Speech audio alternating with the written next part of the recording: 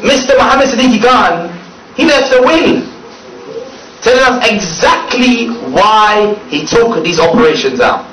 He says, until we feel security, you will be our targets. I mean, you the journalists, you will be the targets.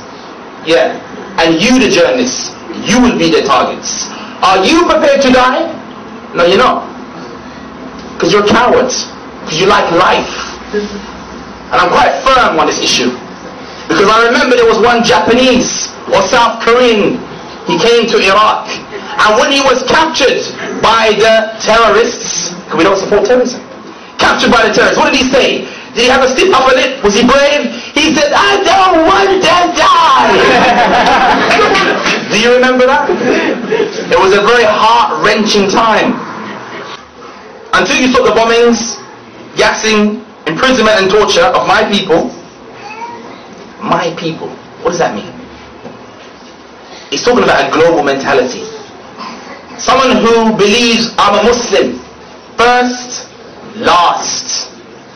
I know as Friday approaches there will be many epitaphs and speeches and sermons, and maybe the Archbishop of somewhere or another is going to come out and say, you know, we're called for peace around the world, blah blah blah blah blah blah. But I think if we took the time to read Muhammad Siddiqui Khan's will, we'll see the answer for our problems. Because these people have made a clear statement. If you stop, you'll be saved. If you don't stop, we're going to kill you. Indiscriminately. We're talking about people who like to die the way you like to live. You know what that means? For the journalists especially. Friday night, they've been working the whole week, now they're going to spend all their money on the booze. Friday night, we say, Kuf nights out. What Kuf they go on Friday? They go to the pubs, they go to the clubs, they drink, they vomit, they lose all their sanity. That's their life. And you love that. They're like the animals. Belhum adul. Allah said, no, they're worse. Because animal never does that. Only kuffar do that. And of course, we must be clear, we do not support terrorism. I don't support terrorism. I condemn the terrorism of the British government. I condemn the terrorism of the USA every single day. The biggest terrorist in the world is George W. Bush and his sidekick Haman, Tony Blair.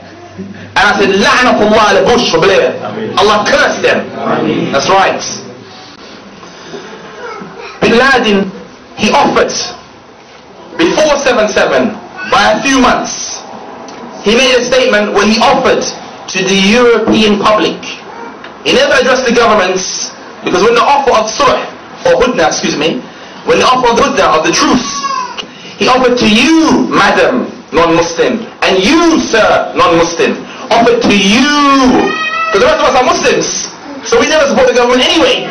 He offered to you, offer of truce. And did you respond, madam?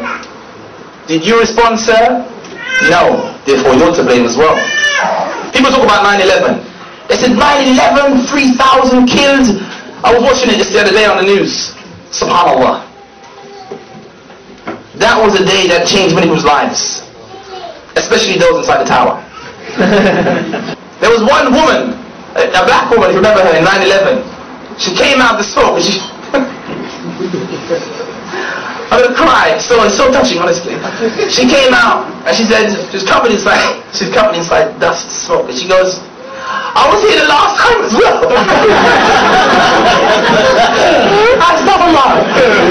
It's so touching. Look to Spain. Example of what happened in Spain.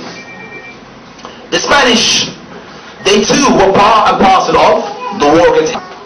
And the then Prime Minister, he sided with his ally inside the White House, George W. Bush, to wage war against the Muslims. And what did the Mujahideen do? And I say Mujahideen, obviously, the word is terrorist. Terrorist, Mujahideen. Anyway, terrorists, what did they do? They decided to do an attack in the heart of Madrid, the capital of Spain, with all the security, with all the CCTV cameras, with all the awareness about terrorism. Didn't help in the end. You cannot stop someone who's determined to die, but more importantly, to take you with him.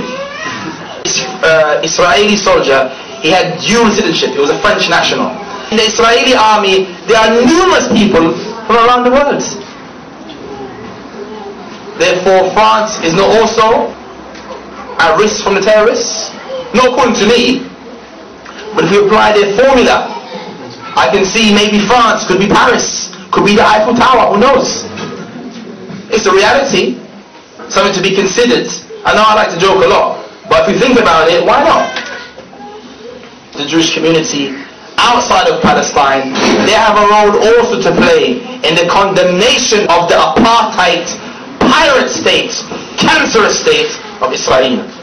The Jewish community in the UK need to condemn the terrorism of the Israeli state, vocally, publicly, in the streets, demonstrations, boycott Israeli goods from the Jews themselves.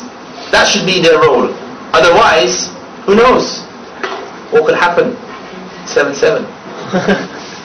Because I believe, and it's only my own view, from surveying what's happening around the Muslim world and what's taken place in the UK over the last year, I believe attacks in the UK are very likely. And I refer once again to the chief of police who said, inevitable, can't be stopped.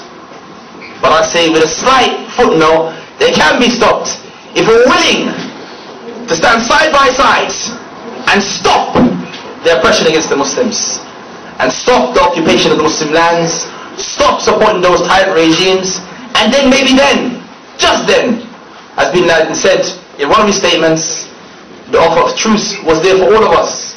If we had risen in the UK and shown that we're against the government, maybe there would have been no 7/7. But the destiny is in your own hands.